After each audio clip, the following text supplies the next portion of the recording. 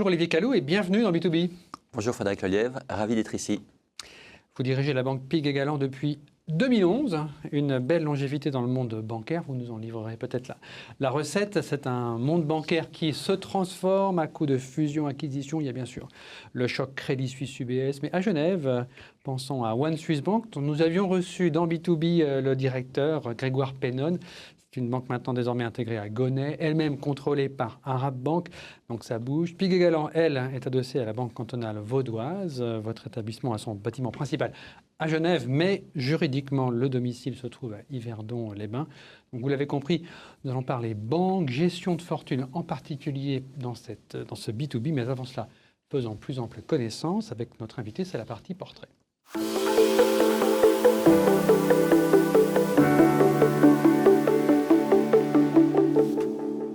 Olivier Callot, permettez-moi de commencer par un résumé de votre histoire professionnelle. Je remonte à vos débuts. Dans les années 90, vous passez 8 ans chez Arthur Andersen. C'est à l'époque un des cabinets de conseil les plus influents. Ensuite, vous allez intégrer le monde de la banque dans la banque. D'abord chez Lombard Odier. En 2005, il y a donc 20 ans, vous entrez chez Franck Galland. Là, un peu d'explication parce que vous êtes d'abord responsable opérationnel d'une banque qui vient d'être créée, une fusion de Galland et Franck. Il y aura ensuite une autre fusion en 2011 qui donnera la banque actuelle, Piguet Galland. On reviendra peut-être sur cette naissance et le rôle qu'a joué la banque cantonale vaudoise, qui est l'actionnaire de référence de votre banque aujourd'hui. Vous restez en poste lors de cette dernière opération, même mieux, vous devenez directeur général, c'est fin 2011. Ça veut dire que vous êtes en poste depuis plus de 14 ans, c'est un long mandat dans la banque privée. Avant de nous expliquer ce qui vous a fait durer, retournons en 2011. Qu'est-ce qui vous motivait pour passer de chef des opérations à directeur général? Alors effectivement, j'avais cette double casquette que j'avais eue chez la Banque Franck, une banque qui avait quand même une certaine longévité, puisqu'elle a été créée dans les années 60 à Genève, en fait, qui avait racheté effectivement la Banque Galland en 2013, enfin intégré, racheté la BCV. Et j'étais à la fois CEO, donc responsable d'opération, et CFO, en fait, de cette banque. Et c'est vrai qu'en post-fusion, donc j'ai gardé cette position au moment de la fusion avec quand la banque Piguet a racheté en fait Franck Galland sous l'égide de la BCV. J'ai eu effectivement le CIO a démissionné quelques mois après la fusion. Et on m'a proposé en fait de prendre l'intérim. Et voilà, l'intérim, j'ai pris du goût à cet intérim. Il y avait pas mal de sujets à gérer de manière globalement. Et je trouvais que c'était un beau projet en fait dans lequel s'investir. Voilà. On viendra sur le détail de la banque tout à l'heure, mais c'était quand même prendre la tête de la direction. C'est autre chose que d'être le chef des opérations ou le CFO. Là, vous étiez prêt ou l'occasion s'est présentée, c'était impossible de refuser? Alors, il y a toujours des opportunités qui apparaissent comme ça dans une vie professionnelle. Et puis, c'était un peu une session de crise quand on a le CEO qui démissionne. C'était aussi un moment où il fallait... enfin, voilà, il y avait une transformation. La disparition du secret bancaire fiscal était en cours. Donc il y avait quand même, et moi je suis assez bon dans les périodes de crise. J'adore en fait ces périodes-là. Je trouve que c'est des moments un peu voilà qui sont intéressants, où finalement les décisions s'imposent un peu d'elles-mêmes comme ça. Et donc j'ai tout de suite adhéré au projet et eu envie de passer une étape de plus dans ma carrière. Vous adhérez au projet, vous parlez de période de crise. C'est vrai que la fin du secret bancaire a fait que la banque s'est réinventée, elle a changé complètement son modèle d'affaires qui dépendait beaucoup des clients à l'étranger. Puis aujourd'hui, c'est le contraire, ce sont essentiellement des clients en Suisse. Aujourd'hui, 14 ans, bientôt 15 ans plus tard, qu'est-ce qui vous fait encore lever le matin pour diriger cette banque? C'est marrant parce que je dis souvent, moi, il n'y a pas un jour depuis que je dirige cette banque où je n'ai pas envie de me lever le matin, effectivement, pour venir au travail. Et ça, c'est une chance incroyable dans sa vie professionnelle d'être dans une telle situation. Et c'est ce que j'aimerais aussi créer pour mes collaborateurs. On essaie de créer je pense qu'on a une culture qui a émergé et qui est assez particulière.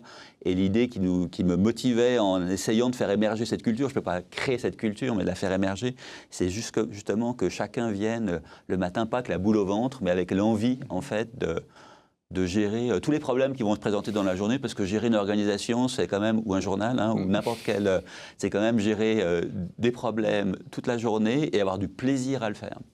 Et je pense que la banque, elle a une bonne taille, parce que c'est encore une banque à taille humaine, on est moins de 200 collaborateurs, et donc on peut avoir un impact sur les choses.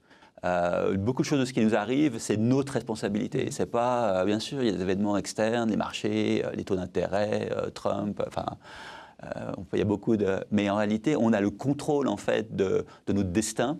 Et c'est ça qui est hyper excitant, en fait, que ce soit une banque ou, encore une fois, j'aurais pu faire carrière, je pense, dans d'autres secteurs que la banque, en fait. C'est un peu par hasard que je suis dans le monde bancaire. Et c'est ça qui me motive, en fait. Vous avez encore le temps de rencontrer des clients? Alors, moi, je suis un des plus... Je suis un des ambassadeurs principaux, en fait. Donc, moi, je rencontre beaucoup de prospects. Je fais beaucoup de prospection. Je suis un peu le porte-drapeau de la banque. Donc, je rencontre énormément de gens. C'est aussi la beauté de mon métier. Hein. Je rencontre énormément de personnes. Que ce soit des clients, des fournisseurs, enfin, toute une série de gens qui ont souvent aussi des parcours incroyables.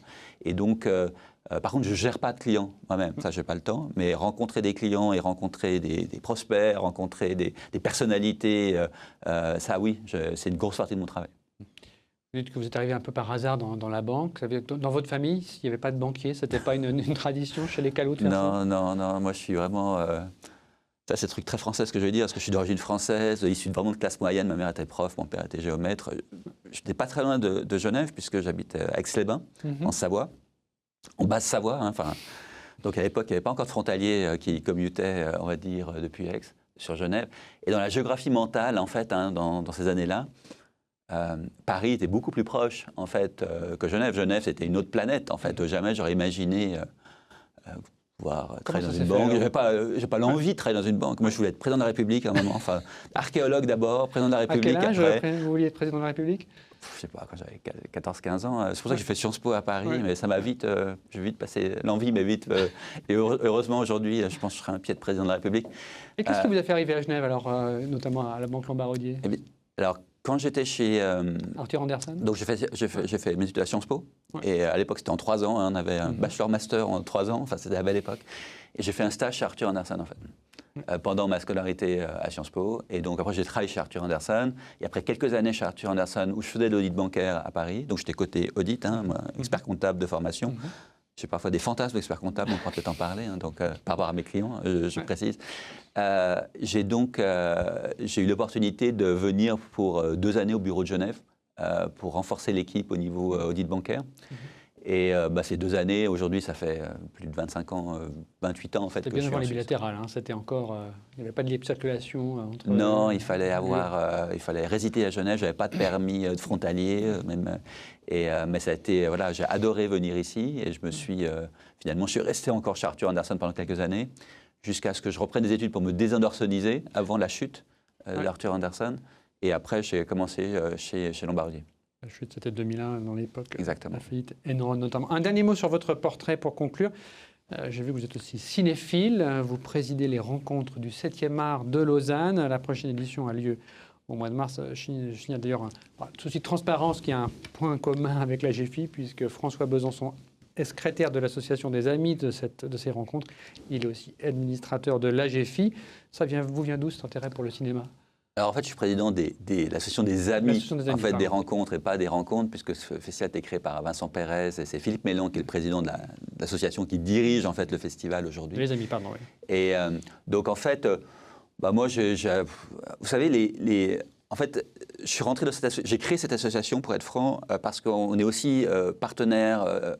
Fondateur, en fait, un sponsor fondateur, en fait, de ce festival de cinéma qui a été créé il y a 8 ans, donc à Lausanne.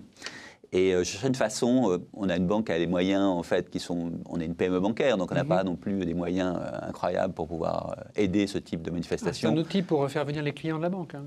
Alors, je pense que c'est ça, en fait. Je voulais aider le festival d'une autre manière, en fait, qu'à travers le sponsoring bancaire. Donc, on a créé l'association des amis. Et c'est comme ça que je me suis retrouvé. Comme j'avais cette idée, j'ai assumé l'idée pour être. Mais c'est vrai que dans la stratégie effectivement événementielle de la banque, souvent elle dépend un peu des hobbies du CIO. Et souvent, et moi je suis pas sportif, donc en fait le golf, équitation et voile, qui est un peu la sainte trinité du banquier suisse, malheureusement je pratique pas. Mais le cinéma.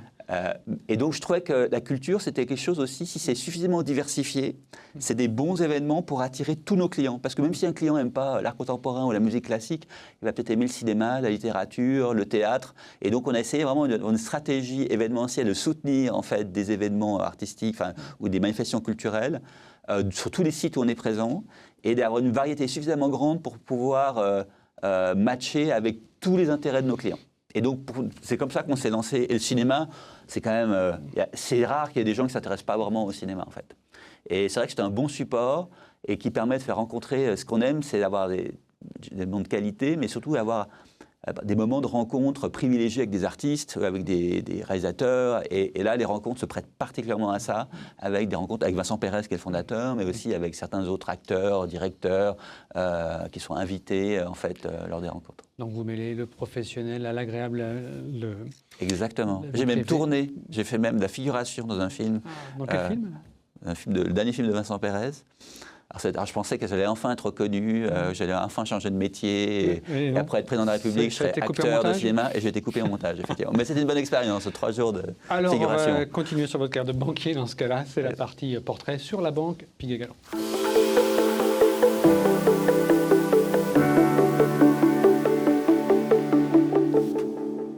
Partie entreprise Olivier Callot, la banque Piguet-Galland, si vous deviez la résumer en 3 chiffres, lesquels donneriez-vous?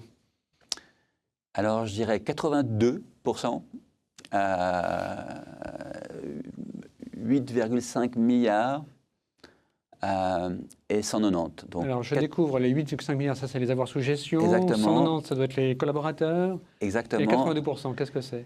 C'est le pourcentage de clientèle locale, en fait. Et ça, c'est très important parce que quand j'ai repris la banque, effectivement, il y a 14 ans, on avait à peu près 30% de clientèle locale, 6,5 milliards d'avoirs sous gestion. Donc la croissance n'est pas hyper impressionnante, 6,5 milliards à 8,5 milliards en 15 ans, on peut dire en 14 ans, on peut dire bof. Ouais. Mais en fait, en réalité, c'est une transformation complète en fait, de la clientèle. Ouais. Puisqu'on a en fait... C'était un peu moins de 2 milliards qui étaient de la clientèle locale, alors qu'on est à 8 milliards aujourd'hui. Exactement, ouais. Donc ça a été quand même une aventure assez passionnante en fait de transformer le modèle d'affaires, l'offre pour pouvoir repositionner, pivoter comme on dit maintenant les mots à la mode, le modèle d'affaires sur le marché suisse.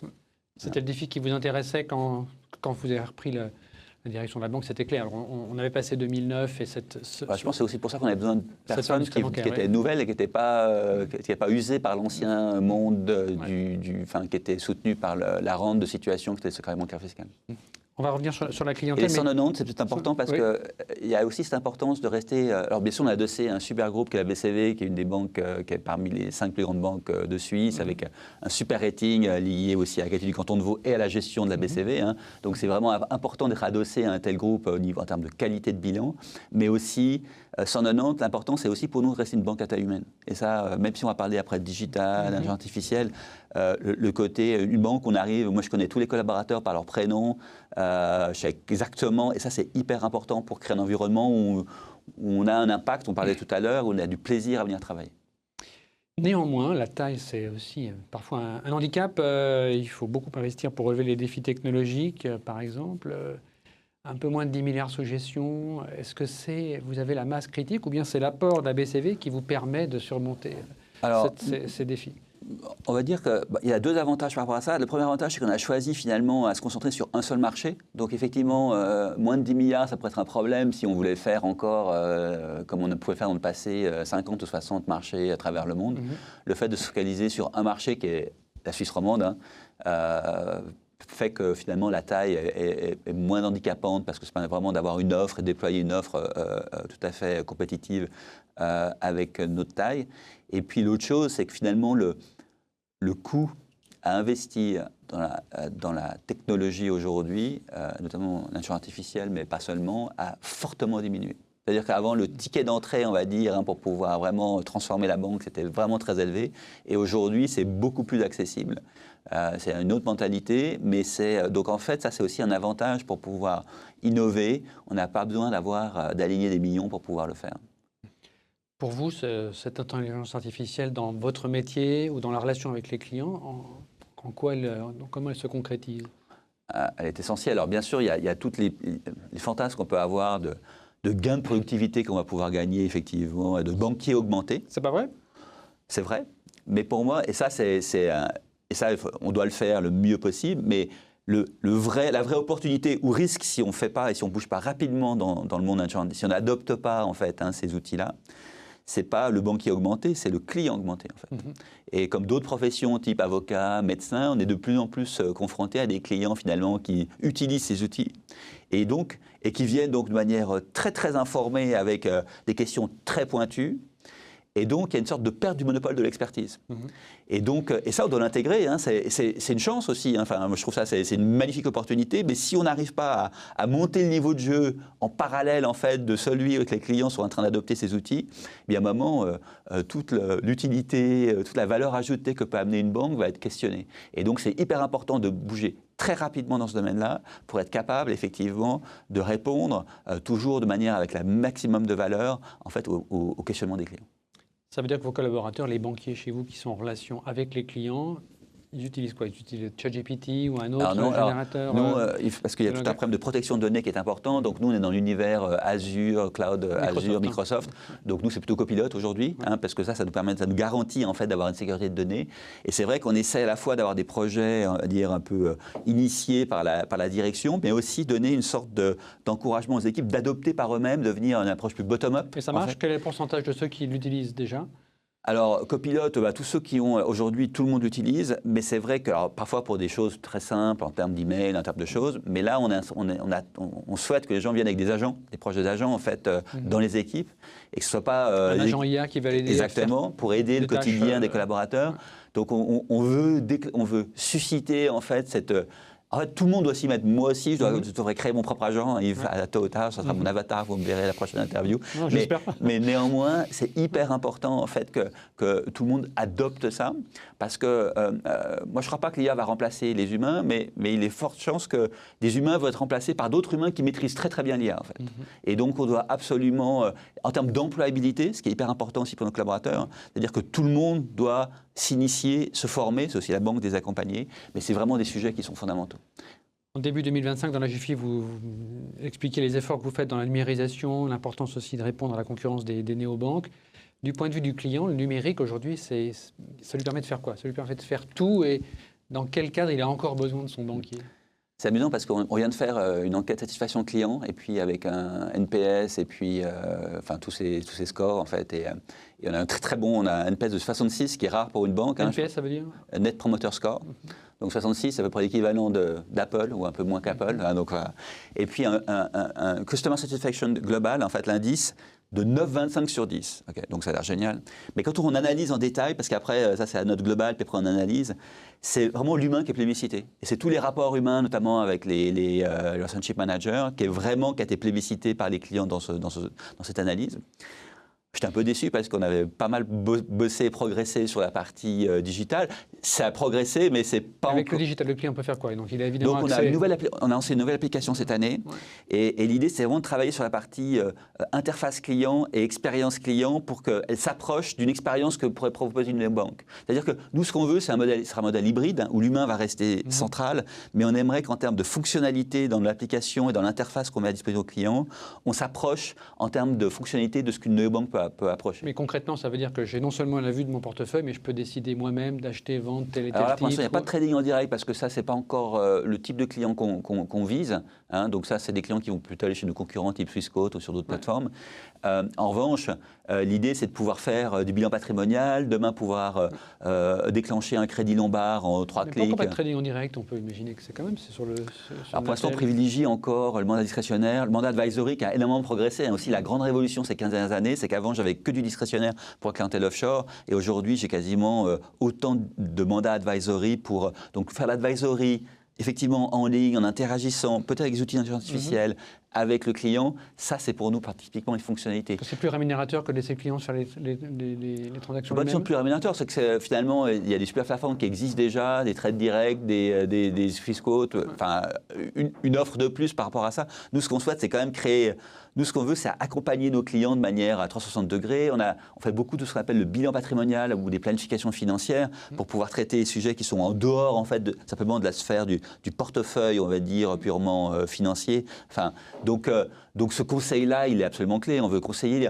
Finalement, on aimerait conseiller nos clients sur ce qui les empêche réellement de dormir la nuit. Et ce qui les empêche de réellement dormir la nuit, nos clients, c'est rarement un switch entre Roche et Novartis dans leur portefeuille. Ce qui empêche de dormir la nuit, c'est leur santé, celle de leur couple, l'avenir de leurs enfants, la santé de leurs enfants. Dans une autre interview de la GFI, c'était en 2024, vous disiez que le divorce représente le risque patrimonial le plus important, plus important qu'un effondrement des marchés. C'est clair, c'est clair. Enfin, on le sait, enfin, on le sait tous, enfin, peut-être pas vous, mais moi je le sais.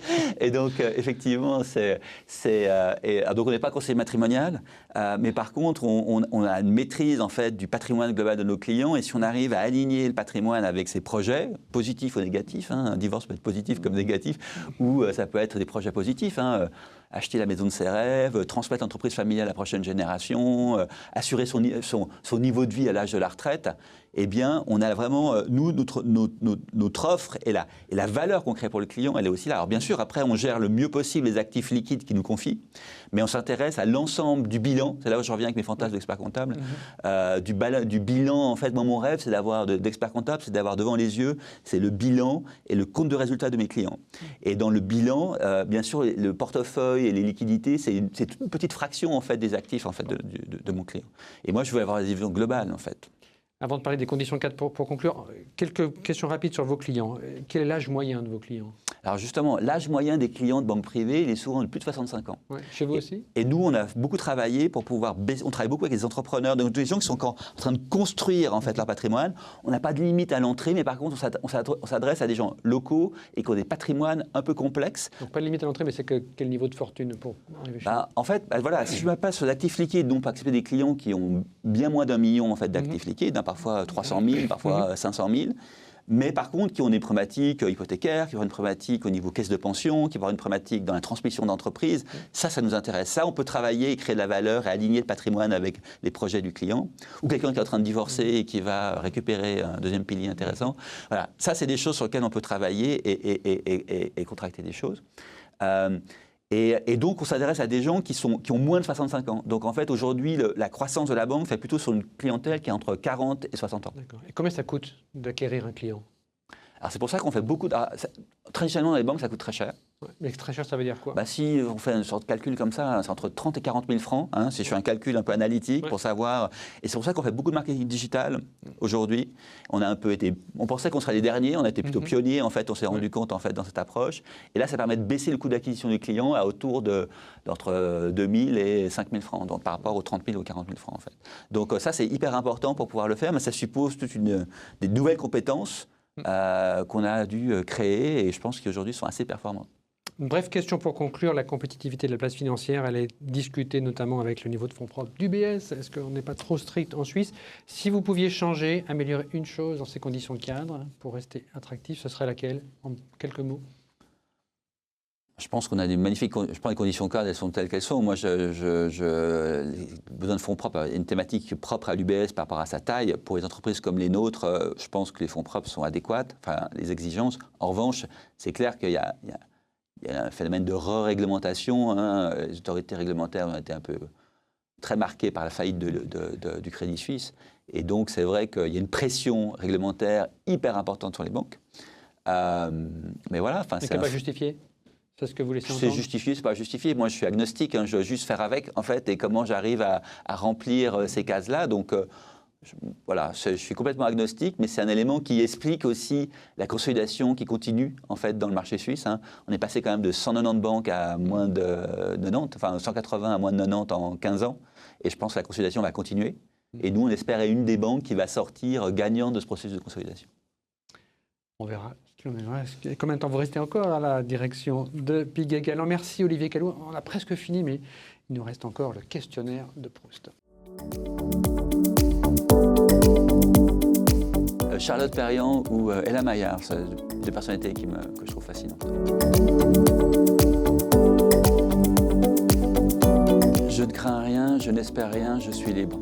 C'est de Nikos Kazantzakis.